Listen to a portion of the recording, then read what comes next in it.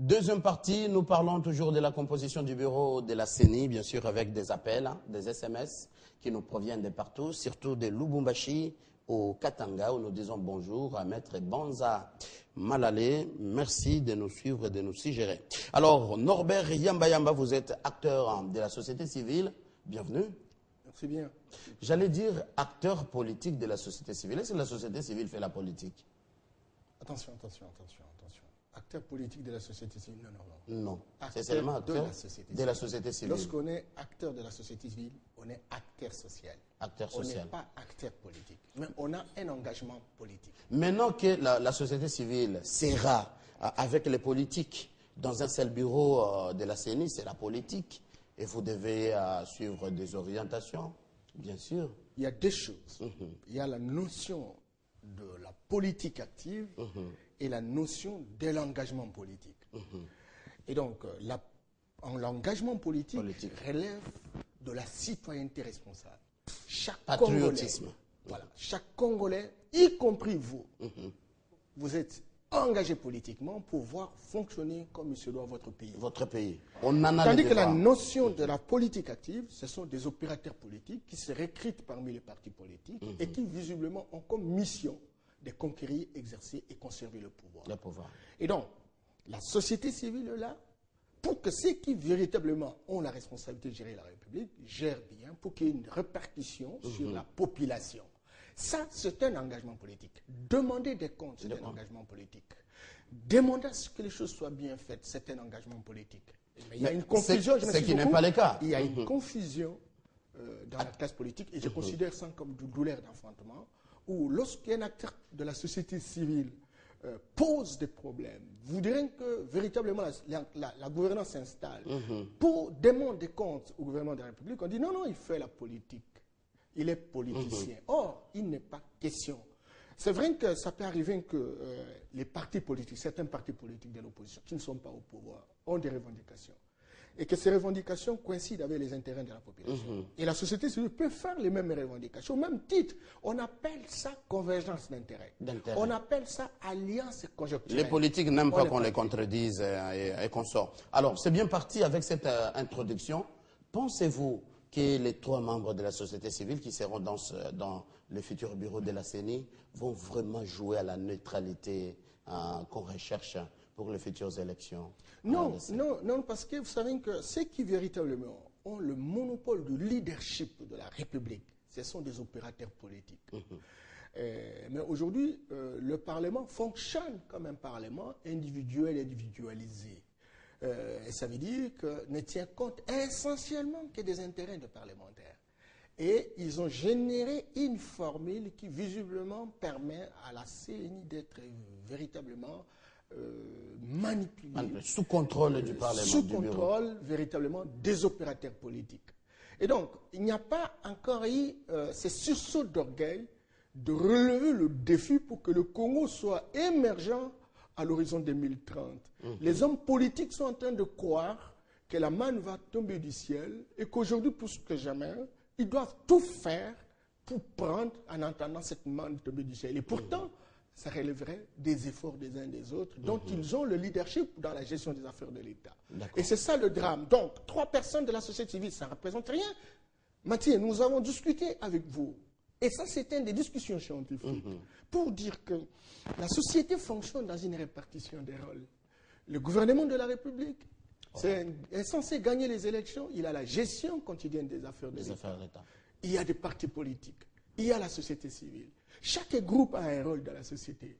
La performance de la société est le résultat de la capacité de chaque compartiment, de chaque groupe, d'être utile dans la société, mais dans un contexte d'interaction dynamique.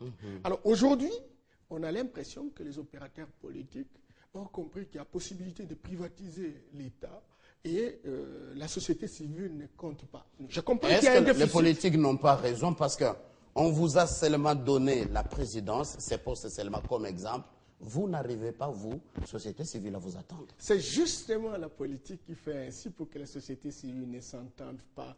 Et vous dites qu'on vous a donné... Mais vous connaissez que c'était les pièges. Je m'excuse beaucoup. Vous dites qu'on vous a donné seulement la présidence. Pour ne citer que c'est comme le poste du président. Il y a quelqu'un qui est propriétaire du Congo, la plantation d'un individu, et qu'il a eu la bonne foi d'aider la société civile à assurer la présidence. On vous dit que la répartition de rôles suppose que un organe naître, un organe qui n'est pas dans la mission de conquérir le pouvoir, qui est là simplement pour accompagner la démocratie, puisse justement jouer le rôle d'arbitre. Et donc, vous avez le jeu, le football qui se joue entre des équipes, et l'arbitre ici, naturellement, c'est la société civile. Mais le grand problème, c'est quoi? C'est que lorsqu'Imana, le DCMP joue avec Vita Club, Vita Club voudrait avoir 17 joueurs, Imana 12 joueurs. Et Vita Club est content que le match est crédible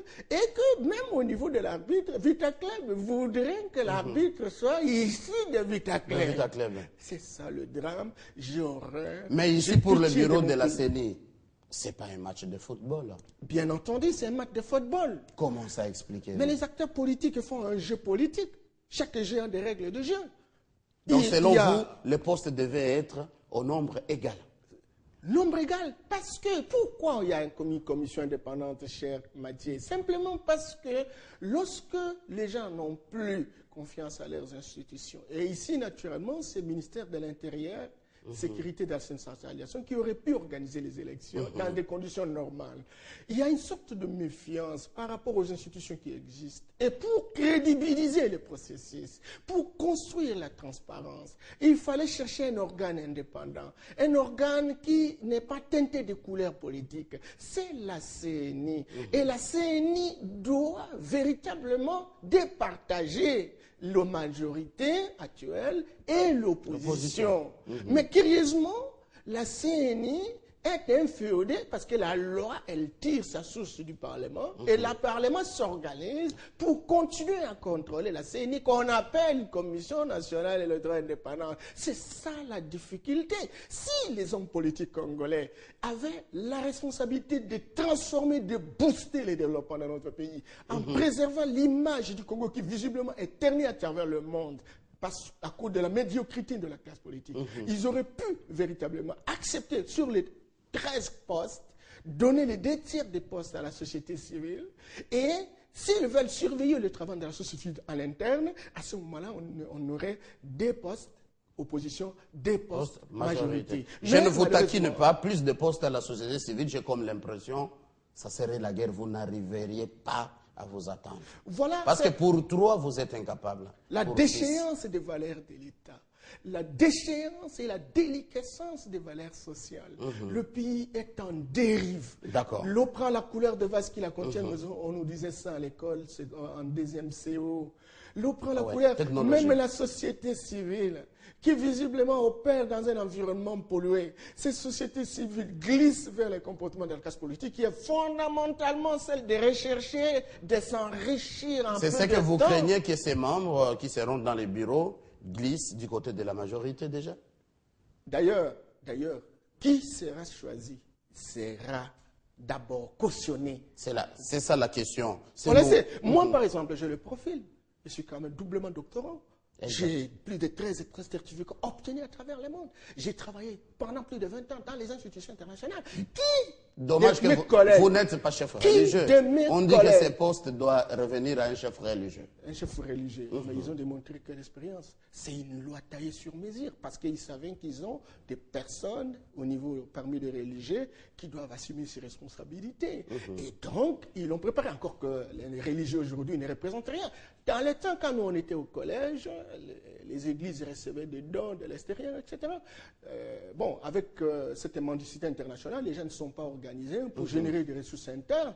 Et bon, maintenant, avec la crise qui visiblement assiège les donataires potentiels, alors chacun veut vraiment trouver où on peut avoir l'argent. C'est comme ça que vous voyez des églises naissent et ils ont telle ou telle comportation, ont besoin de présenter tel ou tel, simplement parce que la CNI a de l'argent, parce qu'on peut gérer 500, 700 millions de dollars, parce qu'un président peut avoir 24 millions de dollars, son fonctionnement mensuel peut aller jusqu'à 150 millions, 150 000 dollars, son directeur de cabinet 7 000, et les gens se disent, mais si nous avons quelqu'un pour positionner à cette place, nous aurons de l'argent et on va se le partager. C'est comme ça que je vois, c'est rare que je trouve des gens en soutane, tout le temps à la télé, etc., en train de vanter quelqu'un qui, visiblement, n'a jamais fait même pas une démonstration. Ça fait une semaine, on a eu un taux élevé des religieux comme invités sur nos plateaux.